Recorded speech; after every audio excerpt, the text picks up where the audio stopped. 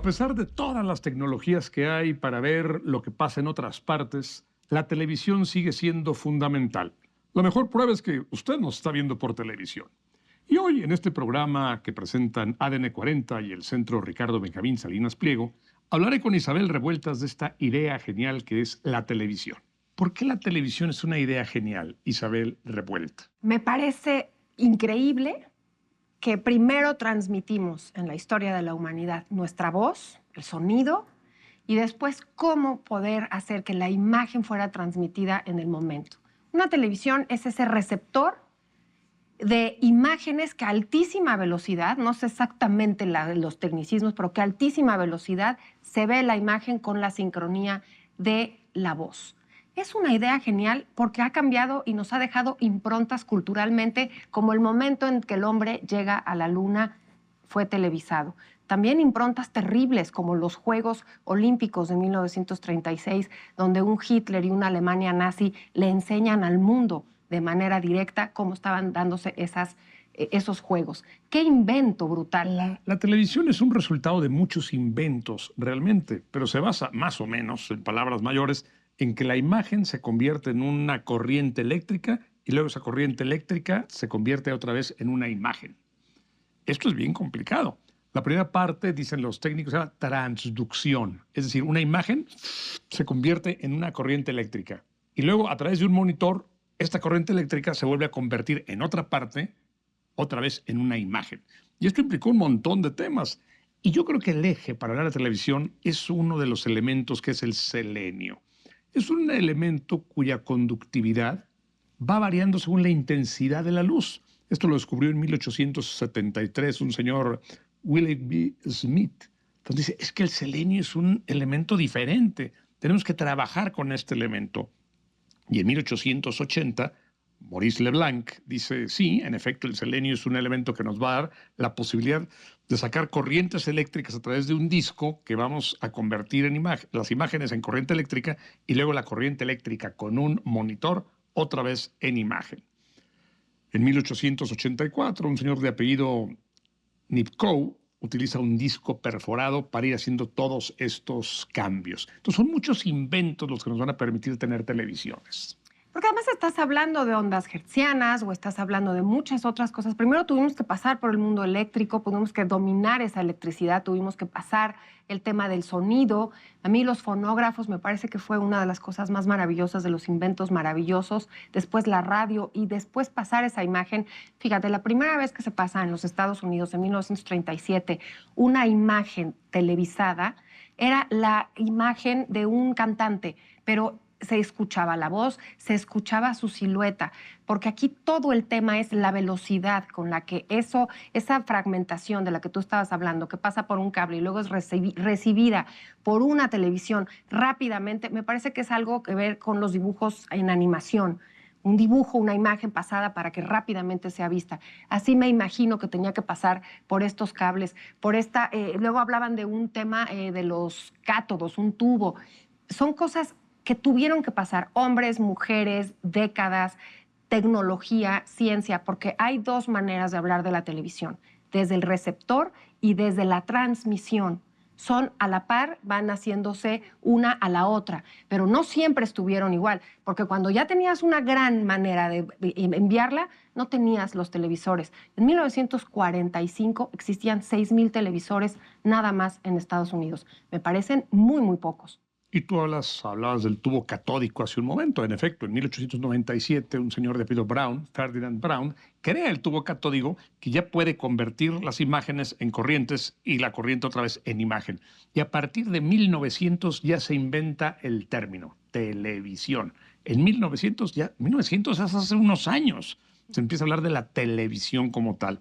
El primero que desarrolla este concepto en que de un cuarto a otro transmite cómo un ventríloco se está moviendo. Estamos hablando de los años de 1926 apenas.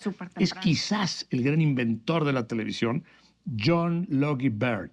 Este era un escocés que de pronto reúne a su gente y ya se podían transmitir imágenes. Y a la gente le decían, señores, le voy a transmitir una imagen a su casa, pero usted tiene que hacer su televisión. Ponga una caja, ponga atrás el disco con selenio y yo les voy a estar mandando.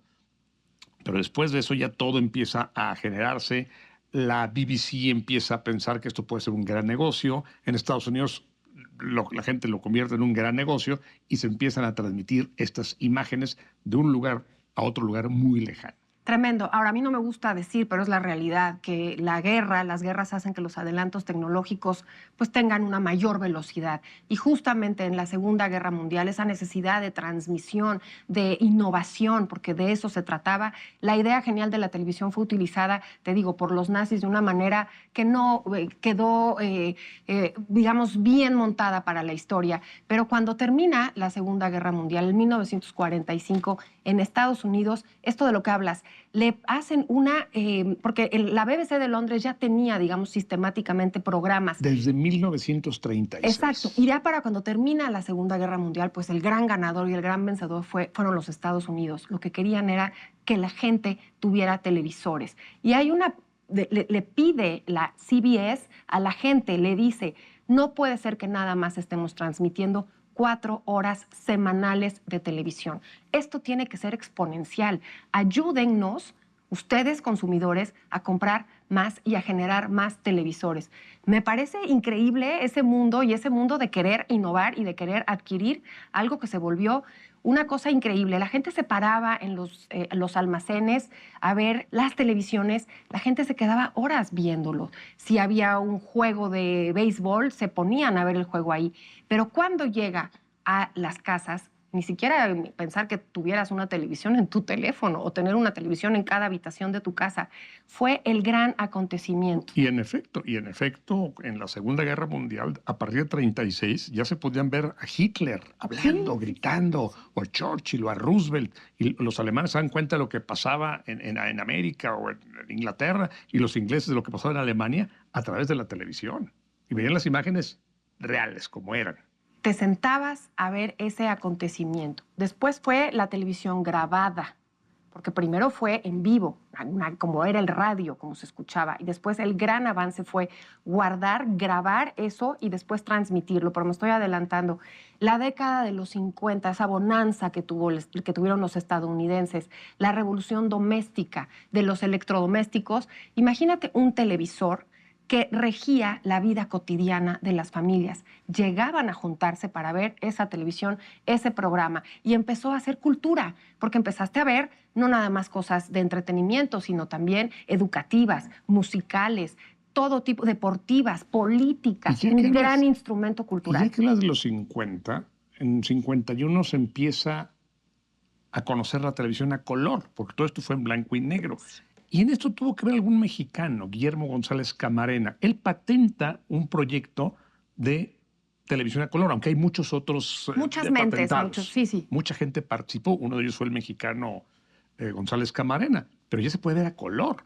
Nadie tiene aparatos, me parece cuando se empieza a transmitir a color, creo que solamente 24 o 25 personas tenían el aparato, que era carísimo. Claro. Y poco a poco ya se va a poder, todo el mundo puede comprar su televisión a color hoy día. Claro.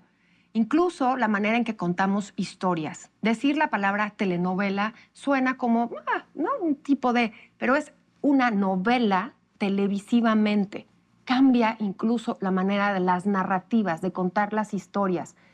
Las series hoy por hoy es una forma, yo no digo que sustituya a los libros, pero siempre estamos pendientes de esa narrativa de forma televisada. El que tú veas la imagen y que la veas que va contándote la historia como algo tan cotidiano como prender la televisión, hasta hay gente que se siente acompañada.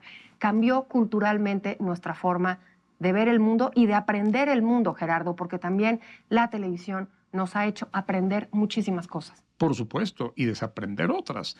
Ahora, cuando hablamos de las pantallas de cristal líquido, que tienen esos pequeños cristales microscópicos que se llaman píxeles, o cuando hablamos de las pantallas de plasma, ya estamos más preocupados en la calidad de la imagen más que en lo que se está contando.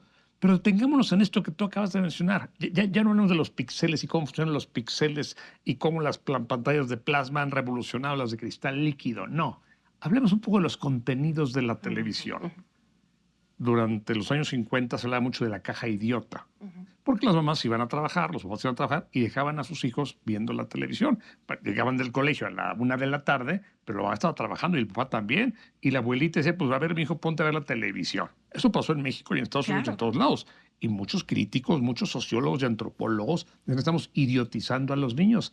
¿Hasta dónde sí y hasta dónde no? Yo creo que es la frecuencia, pasa lo mismo con las pantallas, pasa lo mismo con el TikTok, las redes sociales. Yo creo que todo forma parte de tu momento. No puedes aislar a la gente de esos cambios tecnológicos, al contrario, hay que utilizarlos de buena manera, con buenos hábitos. Y entonces empezaron a poner, digamos, horas, ¿no? Limitar las horas de esa televisión y hacer contenidos de calidad. A lo mejor para ti, Gerardo, es de grandísima calidad una serie, o para mí es de grandísima calidad un documental.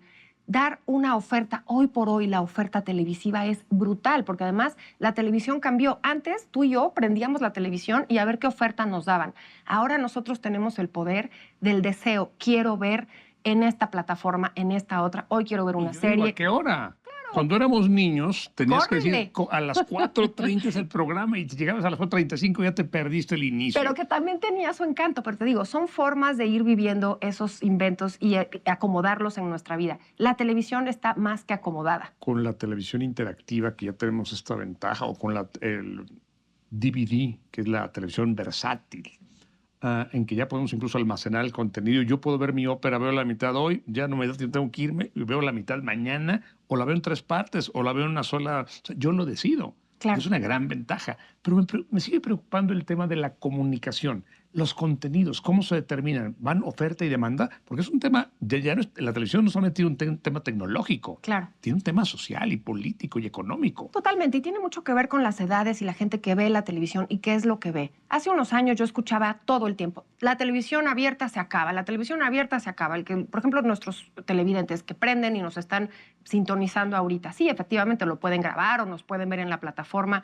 de Total Play en algunos momentos después de la semana, pero el hecho de que la televisión abierta no va a terminar es justamente por eso, porque da un servicio a cierto sector, distintos, siguen siendo diferentes. Las personas que ven a las 12 del día o a la 1 del día un noticiero o a las 7 de la noche porque te quieres informar, porque quieres saber lo que pasa, esa caja es la ventana al mundo. Lo puedes tener en el teléfono, pero la televisión y sus contenidos siguen siendo parte de nuestra cultura. Y Es como los libros. siguen llegando a donde no llegan otros muchos medios. Además. Una gran cantidad de gente. Fíjate, el 60% de las personas obtienen la información a través de televisión y del radio. O sea, la televisión sigue siendo un elemento fundamental en nuestra conformación social. 60% de las personas, digo, tú a lo mejor dices, bueno, es que yo leo The Economist, o alguien lee el New York Times, o alguien ve en su iPhone el Washington Post. Pero ¿y si no? La gente lo ve en la tele. Y además un fenómeno sumamente democratizador, porque llega Claro, a todos claro. en el mismo momento. Sus Claro. contenidos de los que hablas tan importantes pueden llegar a muchos rincones, pueden llegar a muchos estratos, a muchos círculos sociales, lo cual hace que sea absolutamente democrático y se vuelve, Gerardo, un elemento de cohesión nacional, cohesión cultural. Es un gran instrumento. Y para ti, para mí, Isabel, es un privilegio poder llegar a través de la televisión a las pantallas de tantas personas.